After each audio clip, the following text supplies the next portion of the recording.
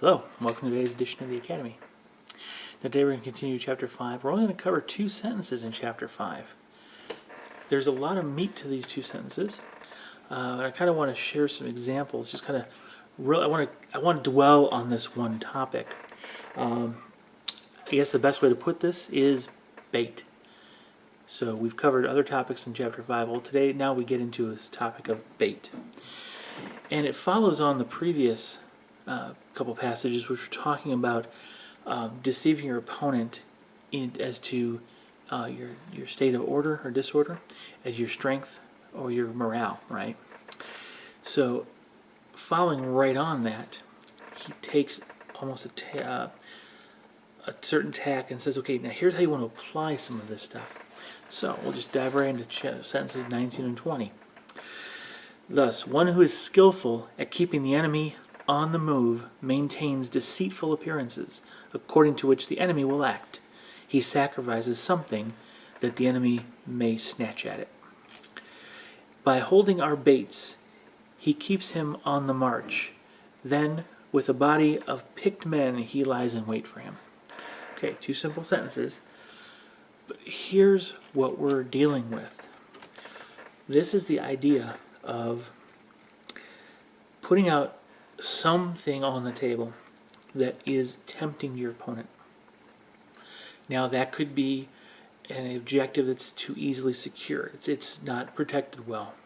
It could be what looks like a weak unit. It could be what appears to be a strong position on the table, or a good spot for him to occupy for later in the battle. There could be any number of things you could conceive of as bait, but you have to understand what your opponent may be looking for. Obviously, every opponent is looking for an opportunity to attack strength on weakness. Every opponent is looking for a chance to grab the objective and hold on to it. Every opponent wants to have a chance at doing a lot of damage or making an impactful action when taking as few losses as possible. So he's going to want to attack where he thinks he has a greater chance of success. You want to make it look like he has a greater chance of success in that particular area of the battle. Okay, so now this is important, but and that's on the bait side of things. There's another aspect of bait, because it's kind of hidden throughout here. Remember that the one who's skillful at this is about keeping the enemy on a move by being deceitful in appearances. Well, that can work the other direction. Bait him with strength.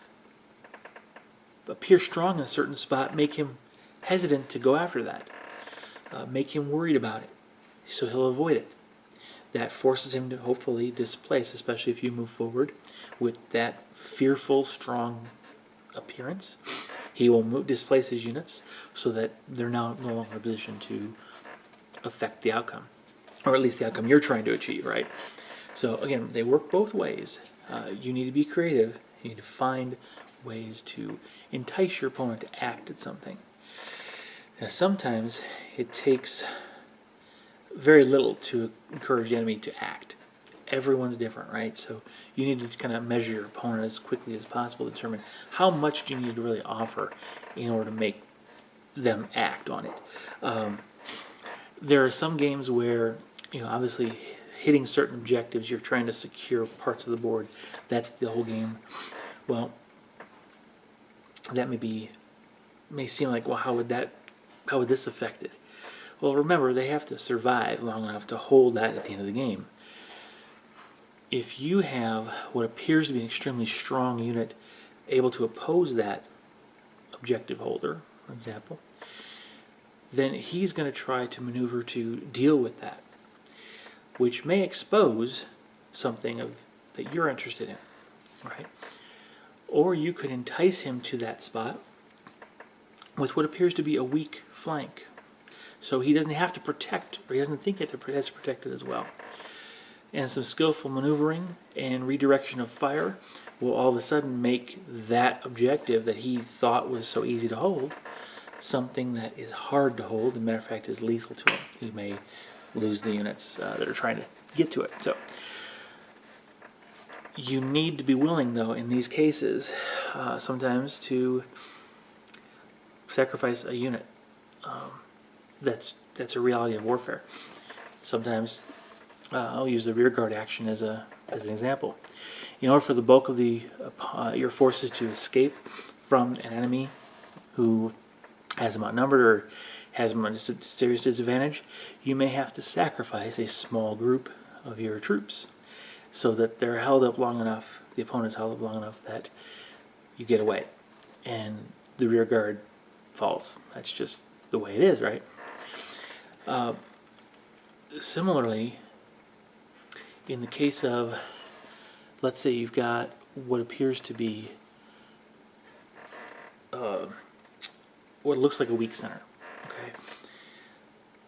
You have what I'll call squishy units in part of your line, because what your intention is, you're trying to bait your opponent to take action against that weak spot, so that once he moves in, you can bring your strong stuff in and sandwich him from the sides, for example.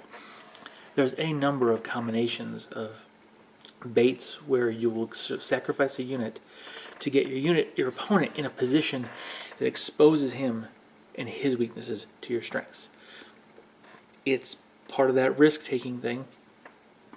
As Sun Tzu mentioned in the previous chapter, it's the calculation of risk, right? What are the chances that I'm going to be able to first bring my opponent out to where I need him? And if I do lose this unit, will I be able to achieve the goal that's worth the loss of that unit? How likely is it? Is it worth the risk? Is it worth that loss? So that's what we're really trying to accomplish here. Now, there is a thing that I want to kind of talk through, one additional aspect of this. I'm going to kind of read another commentator here, Tumu again. If your force happens to be superior to the enemy's, weakness may be simulated in order to lure him out. But if inferior, he must be led to believe that you are strong, in order that he may be kept off. In fact, all the enemy units should be determined by the signs that we choose to give him. Okay, so I wanted to give you that because it clearly illustrates what I was trying to say. I kind of wish I had let off with that, to be honest with you, because again, you are trying through your either deceptive appearance of strength or deceptive appearance of weaknesses to make your opponent move in a way you want him to, not the way he wants to, or make him think he wants to do that, okay? So that's what Sun Tzu is trying to talk about in these two sentences. Nice, simple concept. I call it bait. It actually, one thing that's kind of interesting is some of these concepts tie very, very well into modern maneuver warfare theory. And the next section, I think, is actually where we talk a little bit more on that. But in the sense of the strength and the baiting, you're actually trying to get the opponent to move. And that is actually a lot of what maneuver theory tries to do. Without actually pushing him off and engaging him directly, you're trying to get him to move and take an action and potentially be out of position so you can exploit that opening. That's what maneuver theory tries to do as well, aspects of it anyway. So there's a lot of parallels to some modern thought, and it all dates back to, warfare is as old as the human race. So Sun Tzu just seems to be the first one to write it down in a way that's been handed down for all these centuries. But it's definitely been in use for a very, very long time. So again, share, like, and subscribe. Let me know what you think, and we'll see you in the next edition of the Academy. Bye-bye.